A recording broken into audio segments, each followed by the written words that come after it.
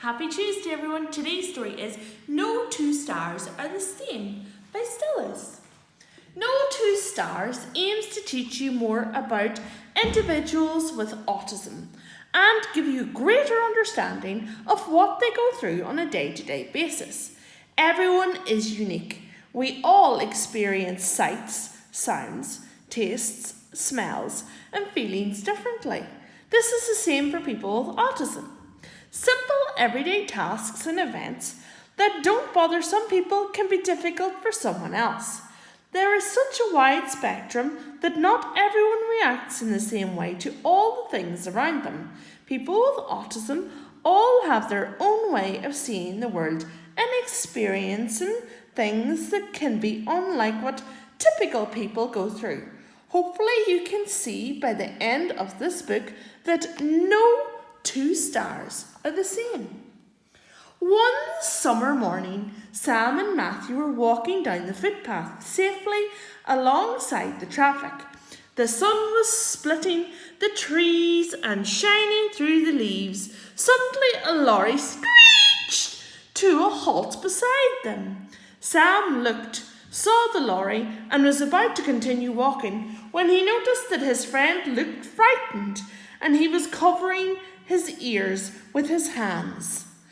Matthew has autism, and the unexpected loud noise was more than he could bear for him. To him it sounded as though the volume had been turned up fully in his head and it was hurting his ears. This is known as sensory overload. Sudden loud noises hurt Matthew's ears in the same way some people's ears hurt when a fork is scraped against a plate. Lauren and Megan are best friends at school and travel there together every day. One day they arrived at school to find they had a substitute teacher. For Lauren, it was exciting to have a new teacher for the day and to try things in a different way. For Megan, who has autism, having a new teacher takes her out of her comfort zone. With her usual teacher, Miss McMillan, she knows what to expect and has built a relationship. Megan trusts her. However, with the substitute teacher, she does not know what is coming next, and any changes to the normal school routine makes Megan highly anxious. This would feel like having all of the ingredients to bake a cake with no instructions. Because of this, Megan displays avoidant behaviour. This means she finds it easier not to join in instead of being out of her comfort zone. At playtime, Brandon and Andrew are outside in the playground. Brandon loves football and wants to have a kickabout with Andrew. However, Brandon has what is known as non-verbal autism. This prevents Brandon from using speech to be able to communicate with his friends unless the other kids know a special sign language called Makaton, or in the BlueStack Foundation we use LAV. Brandon is frustrated that he can't make Andrew understand that he wants to play with him, so he gets his attention the only way he knows how, kicking the football away and storming off. Understandably, Andrew gets angry and doesn't want to play with Brandon. Andrew doesn't see why someone wants to be friends might act out in this way. The teacher saw this and wanted to help. Once Andrew understood what Brandon meant, he realised that the two boys wanted the same thing: someone to score goals with.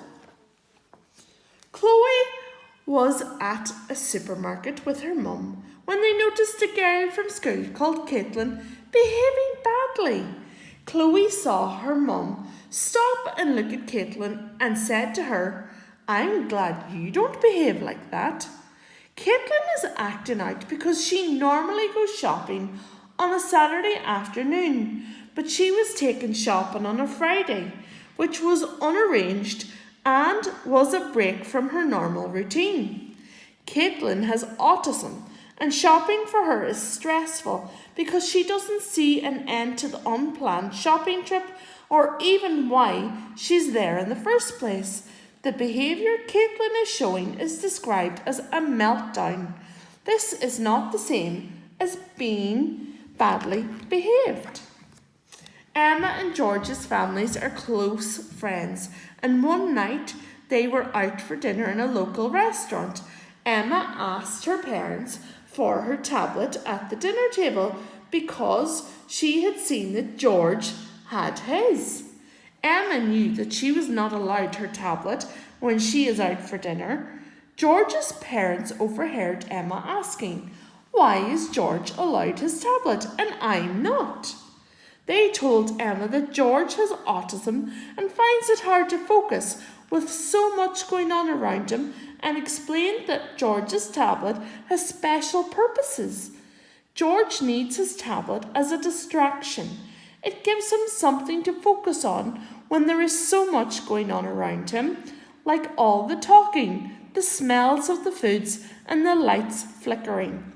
If he didn't have his tablet, he could be anxious. George has apps on his tablet that help him to explain what he is thinking. For example, when he is ordering food, he can show a picture of the food he wants. This is called PEX, the Picture Exchange Communication System, and was created to help people with non-verbal autism to explain their thoughts and feelings. People with autism are and have been essential to the way we see the world today. From Mozart shaping modern music by the way his unique talents allowed him to create in memories masterpieces, to Sir Isaac Newton understanding gravity when no one else could, changing how we see the universe. Without these two stars and their unique skills and mindset, the world would not be the same. Each individual with autism is equally as important as everyone else, and they will go on to reshape the world as we know it. Always treat others how you would like to be treated. Everyone is different, so put in the effort to get to know their hobbies and interests. If you ever see anyone having a hard time, always make sure they are okay and reassure them. If they want to be left alone, then give them space. Or if they want to talk, chat with them. If you have any questions or concerns, you can ask a teacher, a parent, or an adult.